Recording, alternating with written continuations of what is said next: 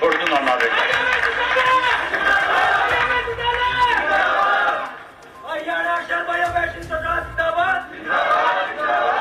ये तो कहते हैं कोई फर्क नहीं पड़ेगा। मैं आपसे वायदा करके जाता हूं 1 साल में इनको सत्ता से पार करने का काम करेंगे।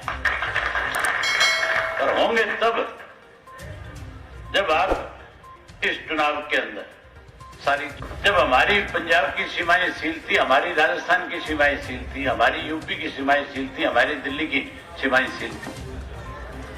कोई आदमी एक दूसरे प्रदेश में आ जा नहीं सकता था, सारे कुछ बंद था। गांव में लोग अपने अपने घरों में बैठे थे, शहर में अपने अपने घरों में बैठे थे। उस वक्त के अंदर सरकारी गोदामों में जो शराब रखी हुई थी, जिन पे सील लगी हुई थी, उन गोदामों के पीछे से खिड़कियां निकाल करके उस शराब को निकाल करके इन्होंने गांव गांव में पहुंचाने का काम किया। थारे गगाना गांव में भी आई होगी दारू उस वक्त, आई थी कि नहीं आई थी?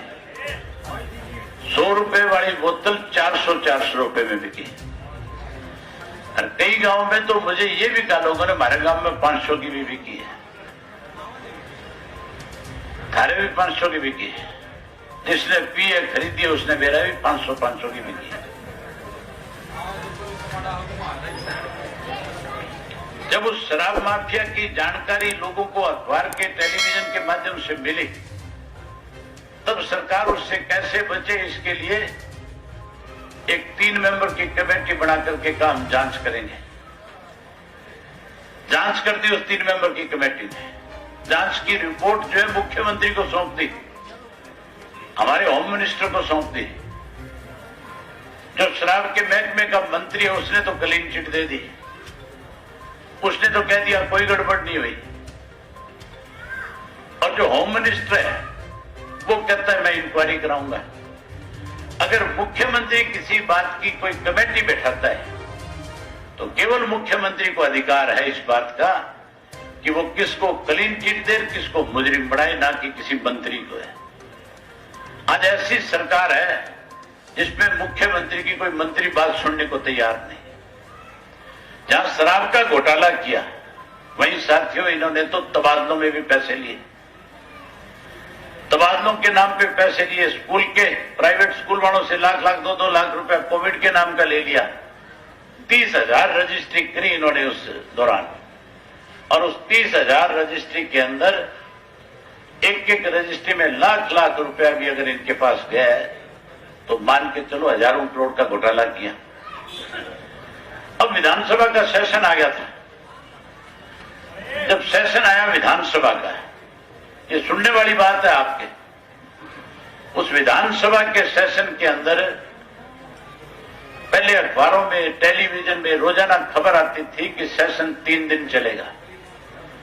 26, 27, 28 3 दिन तारीख तय करी कि तीनों दिन सेशन रहेगा।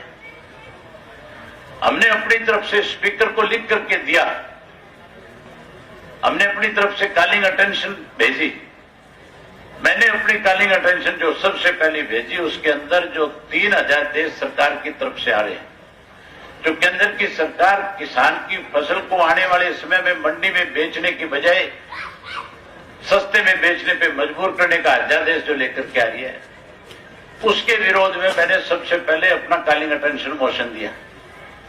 उसके इलावा 9 जो घोटाले किए इन्होंने उनके ऊपर दिया। मेरे 2 कॉलिंग अटेंशन मोशन मंजूर कर लिए गए। कॉलिंग अटेंशन मोशन मंजूर होने का मतलब उन पर चर्चा होनी चाहिए, सरकार को उसके ऊपर जवाब देना चाहिए। फिर मैं उसके ऊपर सरकार से और सवाल पूछ सकता था। अगर उनकी बात से सेटिस्फाई नहीं होता तो फिर उनको जवाब देना पड़ता है। साथियों, वो 3 दिन का सेशन की चर्चा रोज रखते थे, लेकिन 3 घंटे में सेशन खत्म करने का काम किया। हरियाणा की हिस्ट्री में पहली दफा हुआ है कि कोई सेशन 3 घंटे के अंदर बुला करके उस सेशन को निपटा दिया जाए।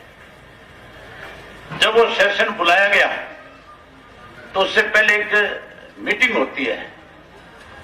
उस मीटिंग के अंदर सत्ता पक्ष के लोग भी होते हैं, उस मीटिंग में विपक्ष के लोग भी होते हैं, जिसको बिजनेस एडवाइजरी कमेटी की मीटिंग कहते हैं। विपक्ष की तरफ से सिर्फ उस मीटिंग में भूपेंद्र सिंह हुड्डा को बुलाया गया। सत्ता पक्ष की तरफ से भारतीय जनता पार्टी के भी मंत्री थे और ये जो जननायक जनता पार्टी कहते हैं, जो केवल और केवल जयचंद का एक टोल बना हुआ है, इनके लोग भी थे। इन लोगों ने बैठ करके तीनों ने वहां ये फैसला किया कि सरकार में बैठे लोगों को कैसे बचाया जाए। उसके लिए उस कमेटी में यह फैसला कर लिया कि सेशन 3 दिन की बजाय 3 घंटे का कर दिया जाए। उस पर भूपेंद्र सिंह हुड्डा भी साइन करके आया, जो विपक्ष का नेता है, जिसकी जिम्मेवारी ये बनती थी कि वो 3 दिन की बजाय उस सेशन को 5-6 दिन चलवाने के लिए उन पर दबाव बनाता है। मैं जब अपोजिशन का लीडर था और विधानसभा जब शुरू होती थी, उससे पहले जब कमेटी की मीटिंग होती थी, मैं इस बात पर, नरवाना का जो बाई इलेक्शन था, उस वक्त कांग्रेस की गवर्नमेंट थी, भजनलाल मुख्यमंत्री था। सन 1994 में चुनाव हुआ और 96 के अंदर भजनलाल को जाना पड़ा, सत्ता से बाहर होना पड़ा। उसके बाद बंसीलाल मुख्यमंत्री बन गए 96 में, जोड़ तोड़ की सरकार बना ली और सन 1998 में चुनाव फिर आ गया एक बाई इलेक्शन फतेहाबाद का। और फतेहाबाद में जब बाई इलेक्शन हुआ, इनका एक मंत्री था जिसकी डेथ हो गई थी, उसकी वजह से चुनाव हुआ। हमने संपत सिंह को चुनाव लड़ाया था और संपत सिंह उस वक्त 16-17 हजार वोट से फतेहाबाद से जीते थे। बंसीलाल की गवर्नमेंट 6 महीने बाद चली गई थी, नहीं चली गई थी, जोड़ तोड़ की सरकार थी। आज कौन सी एक पार्टी का बहुमत है? आज भी तो जोड़ तोड़ की है। तुम एक को जिता के भेजो। मैं ये जो जयचंद वाले है ना, 3-1 ले छोड़ दूंगा, चौथा साथ खड़ा लग गया।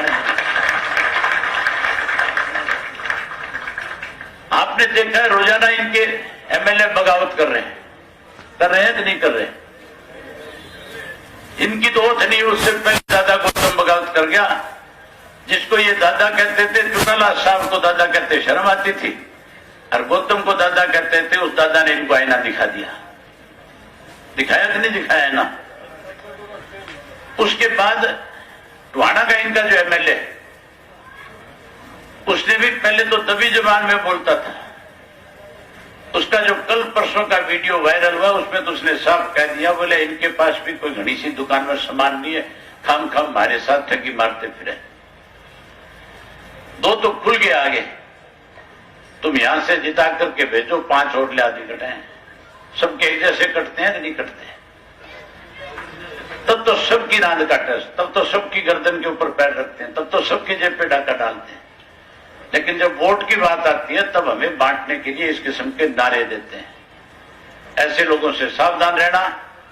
आने वाले समय में जब इलेक्शन की तारीख तय हो जाए, उसके बाद एक vote Indian national Lokdal party के पक्ष में दे करके जिसको उम्मीदवार बनाए, उम्मीदवार भी आपसे पूछ के बनाएंगे, हम कोई अपनी मर्जी से नहीं थोपेंगे।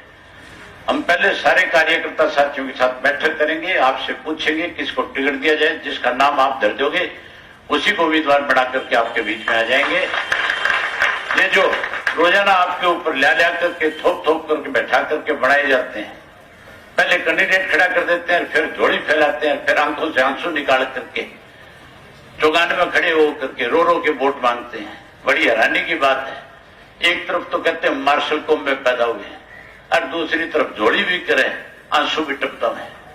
ये मार्शल के पैदा हुए हैं कि ये किसी भिखमंगे के आए हैं?